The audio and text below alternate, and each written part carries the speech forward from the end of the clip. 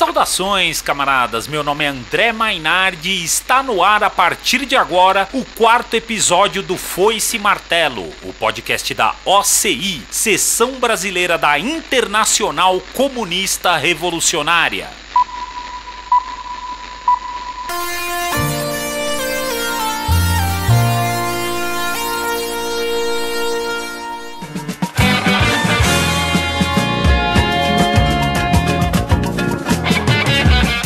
Bom, camaradas, esse processo revolucionário, que é o nosso tema aqui de hoje, é um dos episódios da história brasileira que a burguesia nacional faz questão de manter trancado a sete chaves.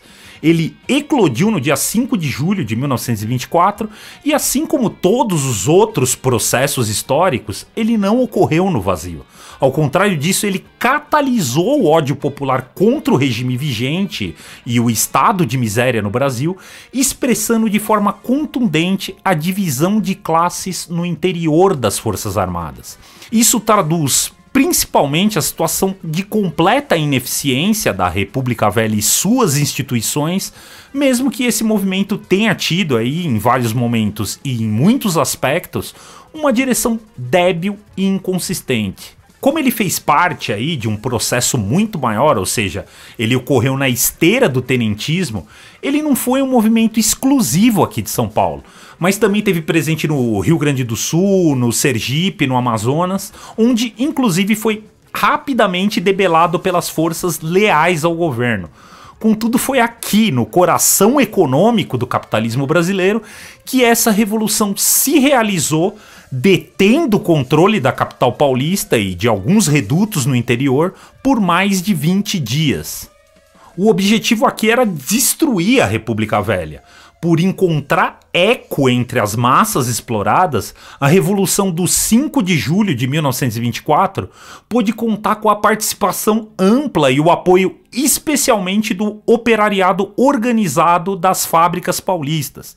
As bandeiras erguidas pelo tenentismo, movimento iniciado em 1922, exigiam uma nova Constituição, direitos básicos, um Estado laico e democrático, o sufrágio universal e secreto e os serviços públicos gratuitos e para todos. Bom, como a gente já analisou aí no nosso primeiro episódio dessa temporada sobre o Estado e a Revolução, essas são as tarefas democráticas típicas de uma revolução burguesa, que a classe dominante brasileira, obviamente na época do imperialismo, jamais poderia cumprir nem se quisesse. Esse foi mais um evento gerado aí no seio da Primeira República, marcada pelas instabilidades e pelo aprofundamento da exploração. Por isso mesmo, camaradas, eu acho importante aqui a gente retomar uma análise de como as frações da classe dominante se relacionavam entre si no contexto desse pacto político e como isso aprofundou as desigualdades sociais de maneira a servir como pano de fundo desse nosso tema aqui de hoje. A proclamação da República, em 1889, foi imposta pela burguesia de São Paulo, que já não podia mais aceitar o velho modo de produção retardatário do Império. Uma vez proclamada a República, ela foi consolidada sob o peso da espada do presidente e marechal Floriano Peixoto.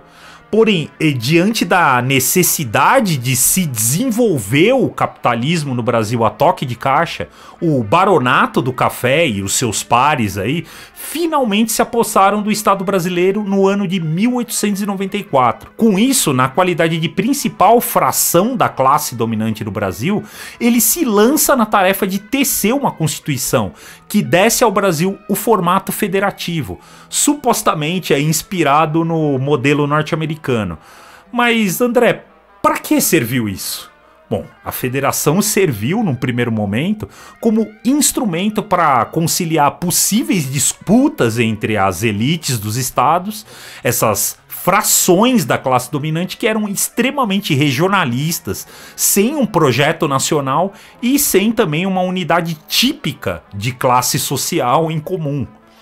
Essas elites procuravam de tempos em tempos se unir por acordos políticos que em geral eram efêmeros, porém se viam separadas pela própria natureza diversa das suas atividades econômicas, o que aliás foi uma consequência direta do próprio desenvolvimento das forças produtivas no Brasil colonial e imperial, que se realizou aí, como todo mundo sabe, a partir do amplo emprego da mão de obra escravizada. Essa organização supostamente federativa do Estado brasileiro era uma forma de garantir o domínio político e o enriquecimento dessas oligarquias nas suas regiões de origem, evitando assim os choques que pudessem vir a pôr em questão a própria unidade nacional, né, a unidade do país.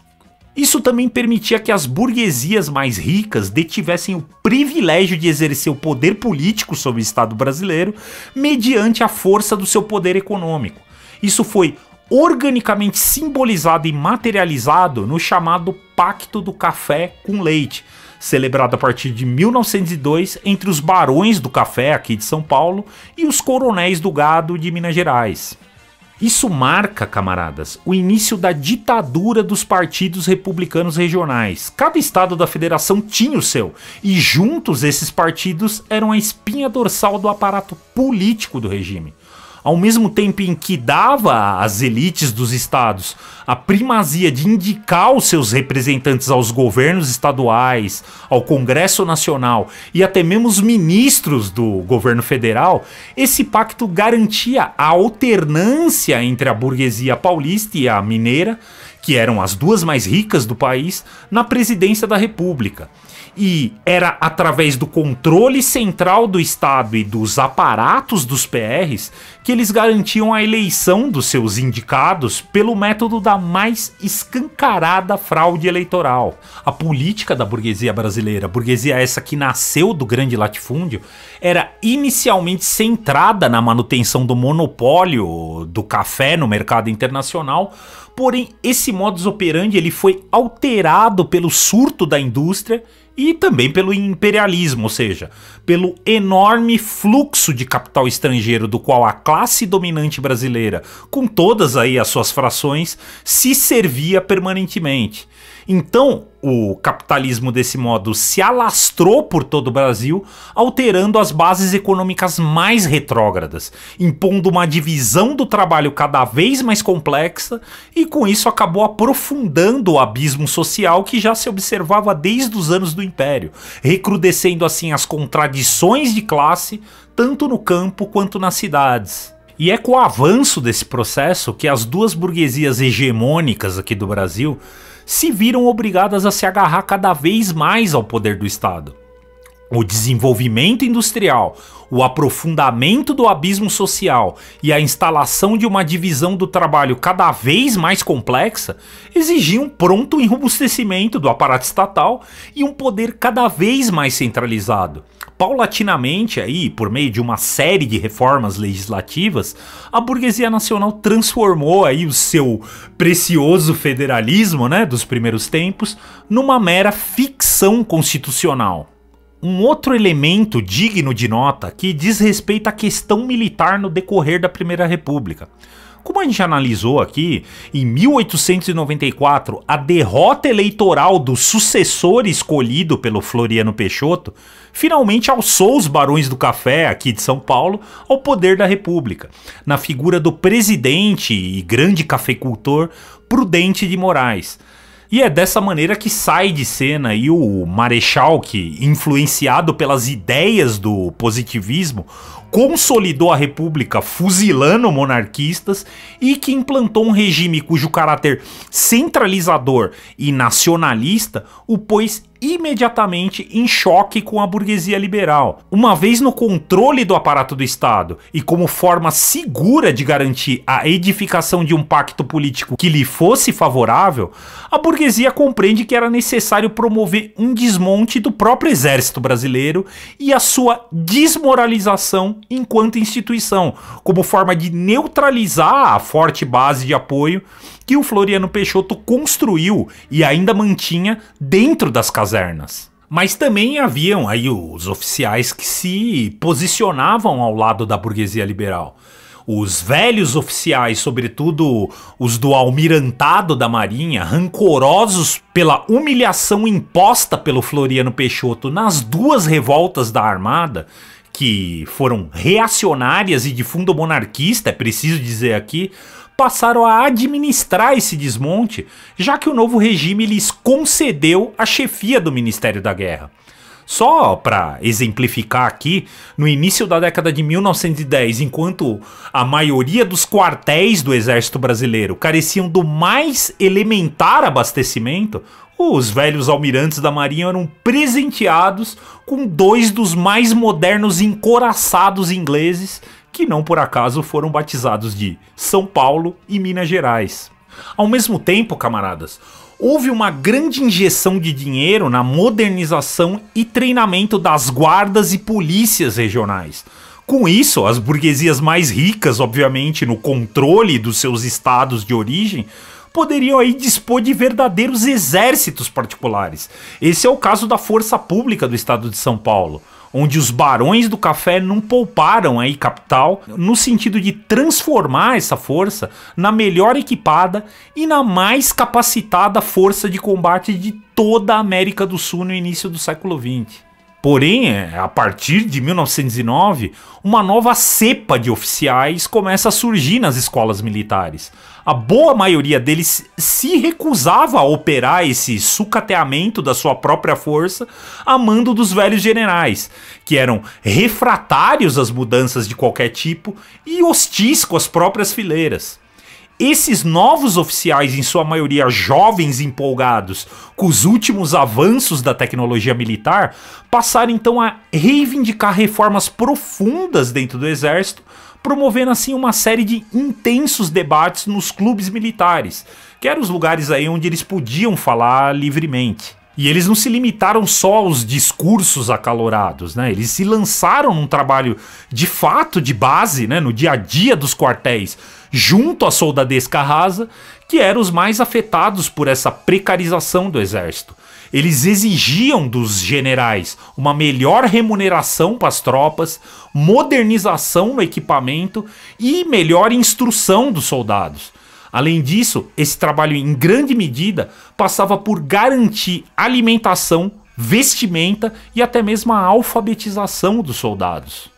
Mas o tenentismo ele começa a ganhar um contorno público e político a partir das eleições presidenciais de 1922, onde esses jovens oficiais, sob a liderança de uma velha guarda de generais florianistas, se aglutinaram em torno da campanha de Nilo Peçanha, o candidato de oposição ao regime nessas eleições. Porém, o regime ele detinha, né, absoluto controle da máquina eleitoral fraudulenta do Estado e de todas as suas instituições coercitivas. E no momento em que ele se viu ameaçado por essa campanha de oposição que galvanizou o país inteiro, o regime utilizou amplamente esse controle para garantir a vitória do seu candidato, o coronel mineiro Arthur Bernardes. E foi com muita frustração que esses militares oposicionistas compreenderam que não havia possibilidade real de vitória jogando dentro desse simulacro de democracia que era imposto pelo regime. Se fazia necessária a pronta radicalização do movimento. Porém, essa radicalização se realizaria de fato a partir de um ponto de vista organicamente idealista e ingênuo, até certa medida, de que um golpe militar, uma ação armada cirúrgica e meramente policial pudesse destruir de forma efetiva a complexa superestrutura política, burocrática e econômica que tão cuidadosamente aí havia sido edificada pela burguesia. Ainda assim, a revolta dos 18 do Forte de Copacabana, a primeira das revoltas tenentistas, marcou a radicalização e o transbordamento desse movimento da exclusividade das casernas, despertando dessa maneira nas ruas as forças centrífugas da sociedade que iriam obrigar os últimos mandatários da República Velha a governar quase que em estado de sítio permanente. E é necessário acrescentar aqui que, apesar desse radicalismo, o movimento tenentista ele é caracterizado por um reformismo quase que patológico, né? Influenciado aí pelas ideias positivistas, ou seja, um movimento que propunha o progresso social sem uma ruptura violenta com a ordem capitalista. Obviamente, o seu caráter pequeno burguês colocava esse movimento em choque com as classes dominantes, mas, ao mesmo tempo, em contradição com os métodos tradicionais da classe operária. Uma curiosidade aqui é que, no seio desse movimento, se concentraram em alguns elementos mais à esquerda, que posteriormente participariam até da Coluna Prestes, mas também reuniu gente como o Filinto Miller, o futuro chefe da polícia política do Getúlio Vargas. Esse aí era um anticomunista convicto e simpatizante, convicto também, do fascismo. Além disso, camaradas, a boa maioria dos generais que comandaram tropas durante o golpe militar de 1964, ainda como oficiais rasos, participaram do tenentismo.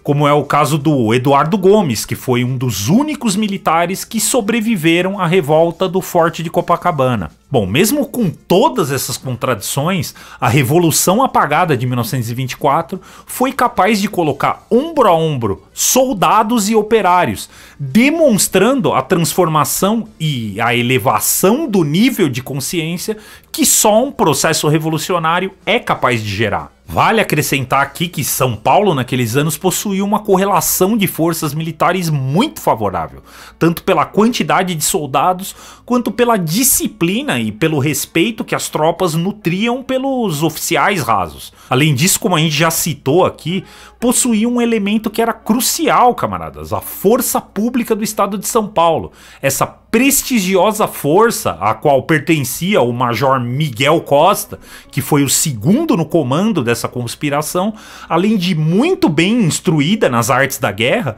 possuía equipamento e a organização de um exército regular, dispondo inclusive de artilharia, carros de combate e até aviação de guerra. Ao mesmo tempo, camaradas, e isso ainda naquele momento fugia à compreensão dos tenentes, São Paulo possuía a mais avançada vanguarda operária, que já se colocava em movimento desde o fim do século XIX, na luta contra a escravidão, na luta contra o império, na luta contra as miseráveis condições de vida e de trabalho, e contra a repressão policial, inclusive construindo greves históricas, como a Greve Geral de 1917.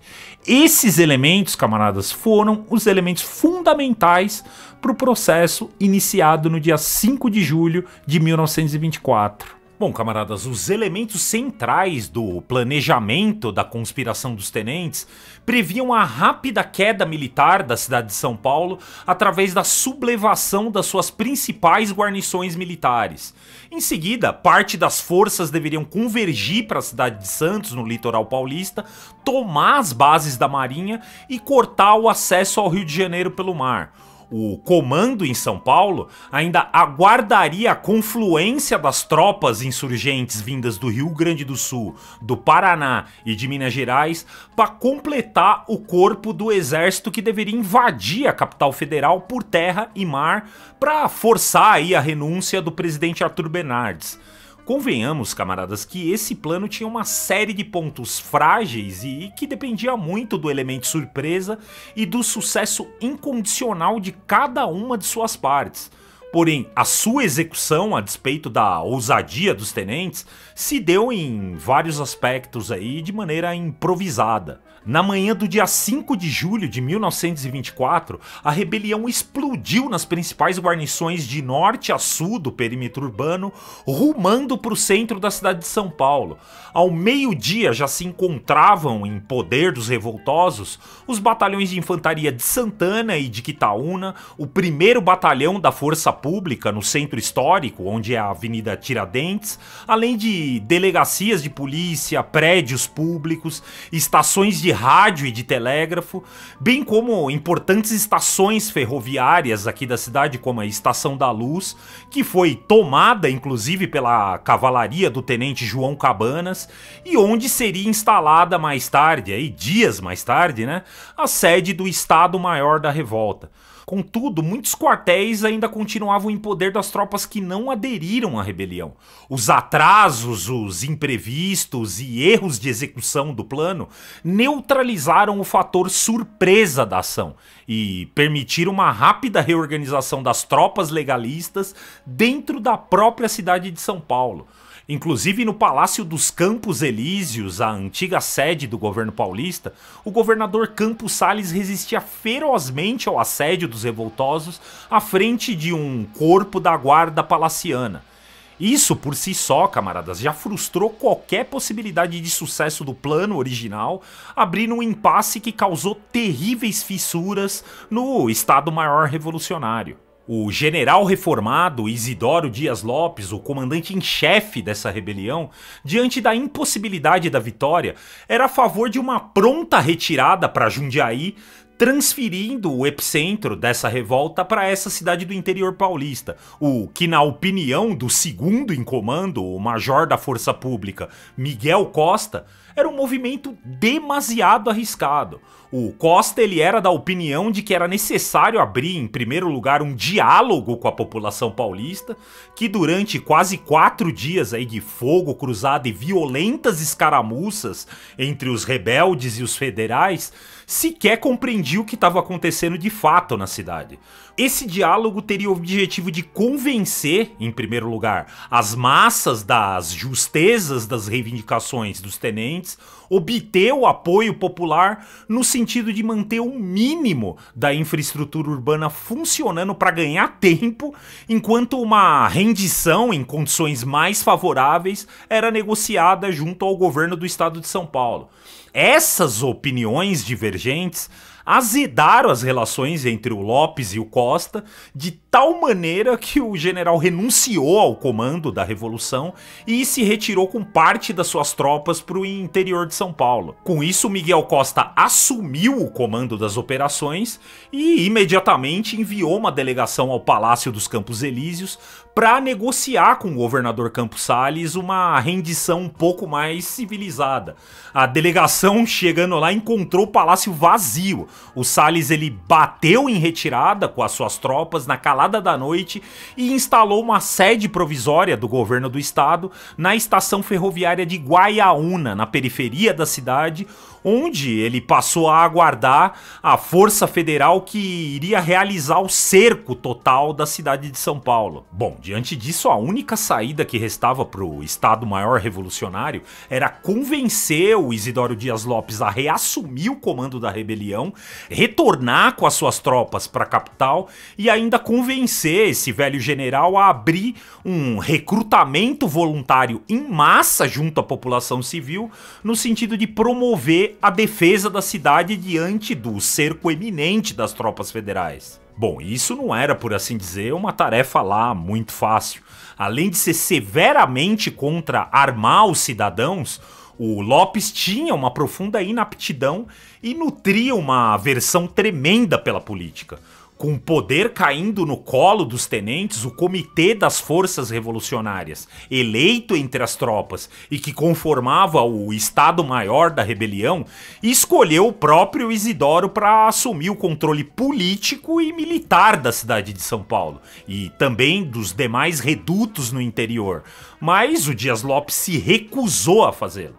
Tanto na capital quanto nas cidades do interior que foram ocupadas, os velhos prefeitos perrepistas ligados à oligarquia foram mantidos no poder, uns se colocando inclusive abertamente contra a revolução e outros aceitando a rebelião meio que a contragosto. No dia 9 de julho, em meio à iminência de um cerco à cidade, onde seria empregado o mais pesado fogo dos modernos canhões do exército brasileiro, o Isidoro Dias Lopes finalmente permite a publicação do Manifesto da Revolução nos principais jornais da cidade. E com isso ele convoca, enfim, todo cidadão em condições de levantar armas a se voluntariar na defesa da cidade. E, camaradas, a gente tem que atentar aqui que esse é o ponto de virada que transformou essa tentativa fracassada de golpe militar numa revolução legítima. Os operários, especialmente a vanguarda do movimento, mesmo compreendendo que essa não era a sua própria revolução, embora desconfiados inclusive do programa dos tenentes, tinham uma imensa disposição de luta contra esse regime que era um inimigo comum dos tenentes e deles. Os demais trabalhadores, aí um pouco apartados da discussão em si, apenas sofriam aí calados com o início dos bombardeios. Porém, entendendo a nova situação, os revolucionários passaram a se comunicar com os paulistanos por meio de panfletos, boletins diários e comícios onde eles tinham oportunidade de explicar as suas reivindicações. Facilmente a plataforma dos tenentes encontrou eco entre as massas trabalhadoras.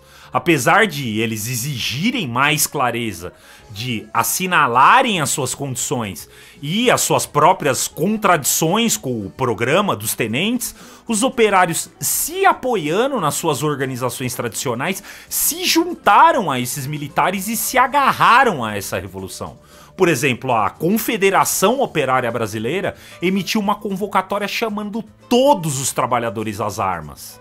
Nos breves e 23 dias de combate, a participação militar dos operários, sobretudo dos imigrantes, foi crucial. E, para além disso, a própria organização militar do conflito passou por um salto qualitativo. A ampla participação popular liderada pela vanguarda operária se materializou finalmente na constituição dos batalhões patrióticos ou batalhões nacionalistas, que eram assim denominados justamente por serem formados por afinidade linguística, né? Visando facilitar a comunicação entre os operários durante as operações de combate.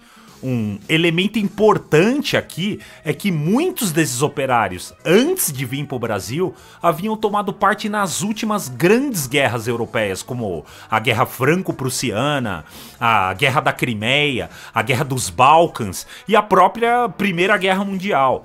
Qualquer um desses imigrantes tinha uma especialização militar e uma familiaridade com o equipamento e as táticas da guerra moderna muito superior a de qualquer militar de carreira brasileiro. Só pra exemplificar aqui, camaradas, isso ficou evidente na batalha ocorrida no dia 16 de julho, na linha de defesa leste, que ficava ali prostrada na frente do bairro da Moca, onde uma milícia formada por operários italianos, húngaros e alemães, armados aí apenas de fuzis obsoletos e bombas caseiras, derrotaram com uma facilidade incrível a primeira divisão blindada do Exército Brasileiro em sua estreia. Né? Era a primeira vez que o exército utilizava em operações militares os modernos tanques Renault TF-17 recém-adquiridos junto ao exército francês. Quase todos esses veículos foram destruídos ou capturados. Essa era uma entre outras tantas humilhações aí que os generais do glorioso exército de Caxias não estavam dispostos a tolerar. Com os revolucionários no controle da cidade, né, segundo os poucos relatos existentes que a gente tem à disposição, como o do já citado aqui Tenente Cabanas no seu livro A Coluna da Morte, de 1928, deixam pra gente claras as evidências da ânsia pela mudança radical da sociedade e por melhores condições de vida. O Tenente Cabanas, ele registra no seu livro que os trabalhadores exigiam dos soldados a punição dos comerciantes que aumentavam os preços dos produtos essenciais.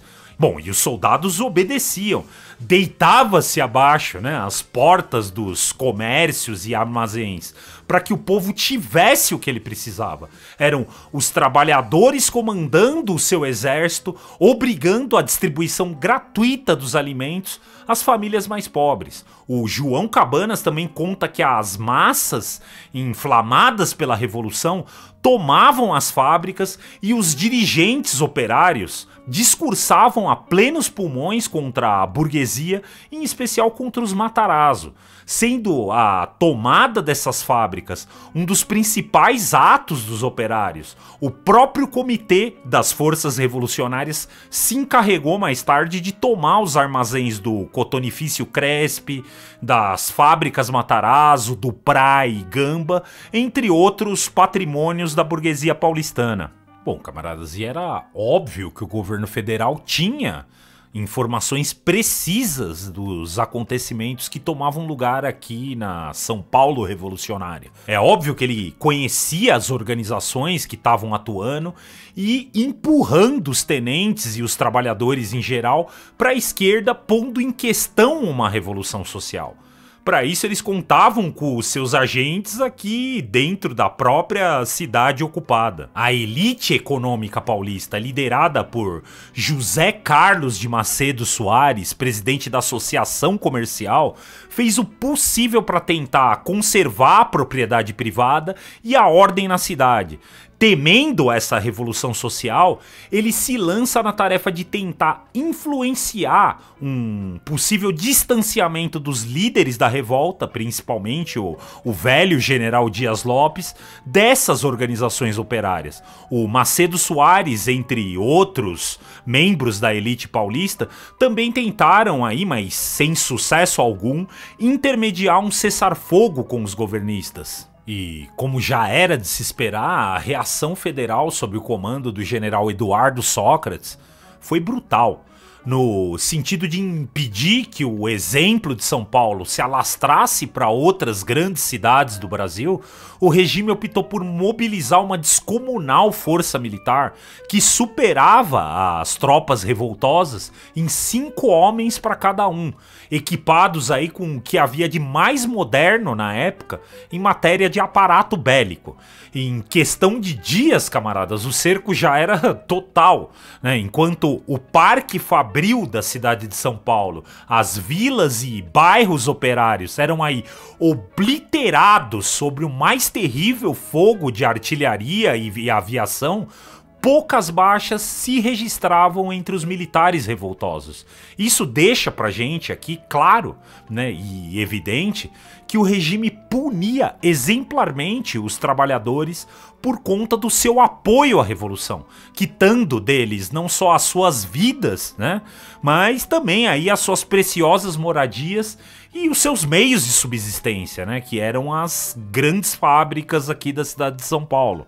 Entre os dias 11 e 28 de julho, foram centenas de mortos e milhares de feridos, né, por essa selvageria da reação. Diante desse cenário, não querendo mais impor aí sofrimentos à população civil da cidade, as forças revolucionárias decidiram bater em retirada na noite do dia 28 de julho em direção ao interior. Eles embarcaram as tropas e os equipamentos de guerra em 13 composições ferroviárias em cerca de 16 vagões e romperam o cerco federalista em direção ao interior.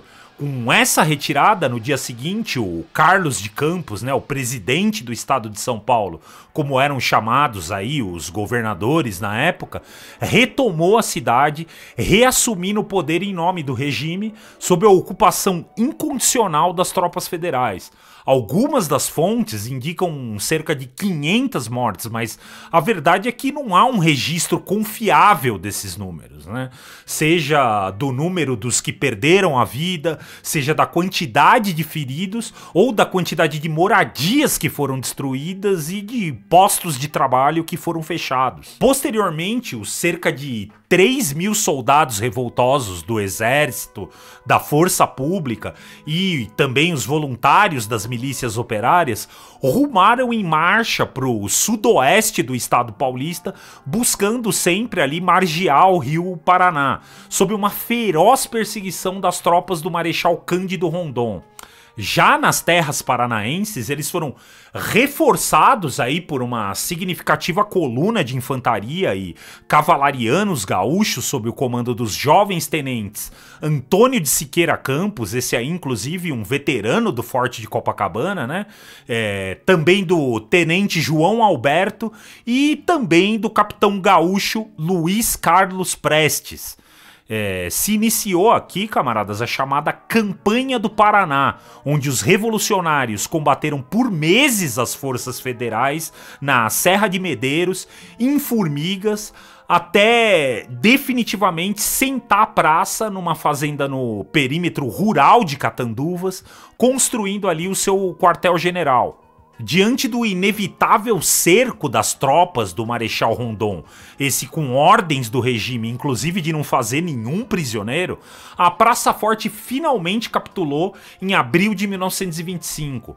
O general Dias Lopes, já velho e com a saúde debilitada, conseguiu, de fato, fugir para o exílio político na Argentina, transferindo dessa forma o comando geral para o Miguel Costa, que, por sua vez, compreendeu, né, diante daquela situação, que a sobrevivência não apenas dos seus comandados, mas também do próprio movimento em si, dependia naquele momento de uma pronta retirada e doravante do uso da tática da guerra de guerrilha. Nesse sentido, o Miguel Costa e o seu Estado-Maior, no qual o segundo no comando era o capitão Luiz Carlos Prestes, fundaram a primeira divisão revolucionária e naquele momento sequer passava, camaradas, pela cabeça daqueles jovens oficiais, mas eles estavam iniciando o que viria a ser a maior marcha militar da história da humanidade, que superou no seu percurso inclusive as campanhas do general Aníbal contra o Império Romano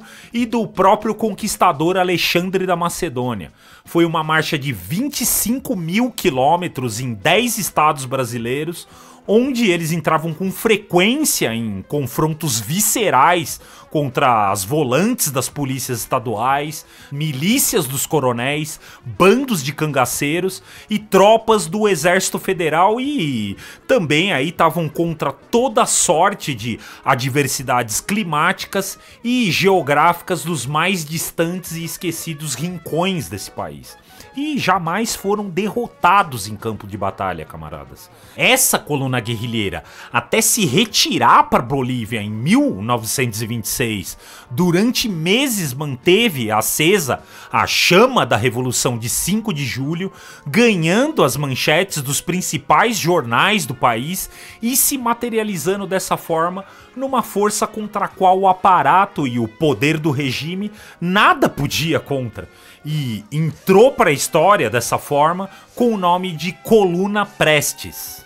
Bom, camaradas, já caminhando aqui para o final dessa exposição, eu gostaria de dizer que esse roteiro do episódio de hoje é fruto de mais uma das parcerias entre eu e o camarada Chico Avis, historiador e membro da coordenação nacional da JCI, e que foi uma análise feita a partir de um longo estudo, de uma vasta bibliografia que a gente vai compartilhar aqui na descrição para os camaradas que desejarem se aprofundar sobre esse tema, que é o fio condutor, na nossa opinião, que nos ajuda a compreender o Brasil, inclusive dos dias de hoje. É necessário acrescentar, camaradas, que nem todas as fontes das quais a gente bebeu para realizar esse roteiro aqui são de autores que defendem a nossa linha política. Esses são os ossos, né, da tarefa de reconstruir uma história sistematicamente apagada, omitida e falsificada, que nos impõe um trabalho semelhante ao de montar um quebra-cabeça. E seria impossível, com o pouco tempo que a gente tem aqui, elencar cada uma das histórias instigantes e das pequenas e grandes tragédias que durante esses 23 dias conformaram toda a complexidade dessa que foi a maior guerra urbana da história da América do Sul.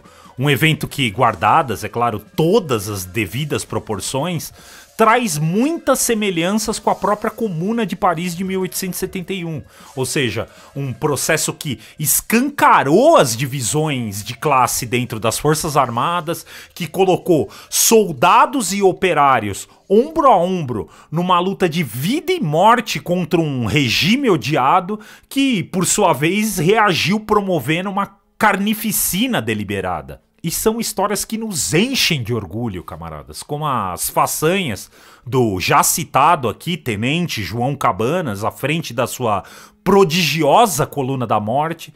O João Cabanhas, preciso dizer aqui, nunca foi um comunista, um marxista, mas foi, camaradas, um revolucionário de primeira grandeza. Assim como o Che Guevara o foi, assim como o Pancho Villa e o Emiliano Zapata foram, ou seja, homens cujo habitat natural era a própria revolução.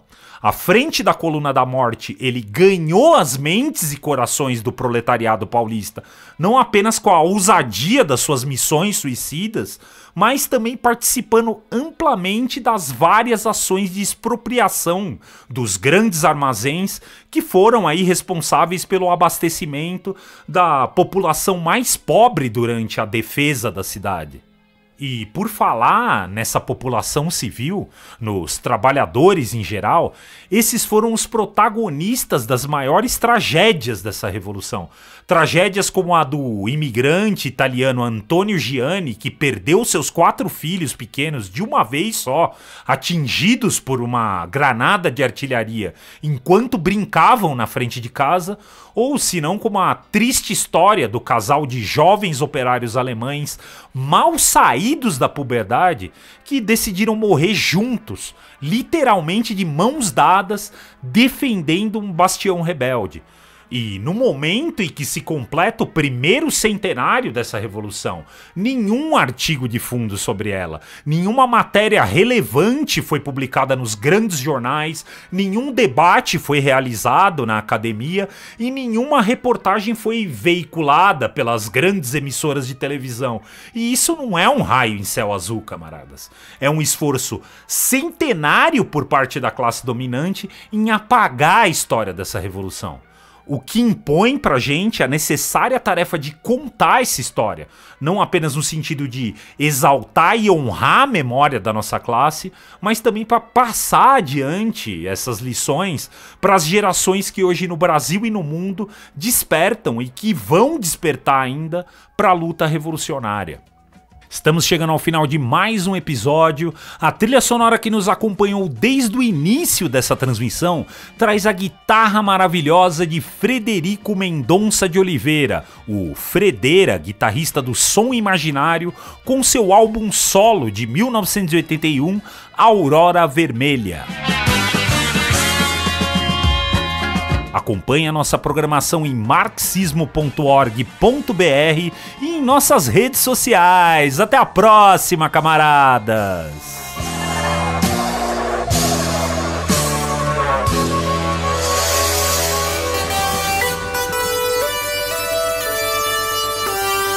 Você ouviu Foice Martelo, o podcast da Organização Comunista Internacionalista.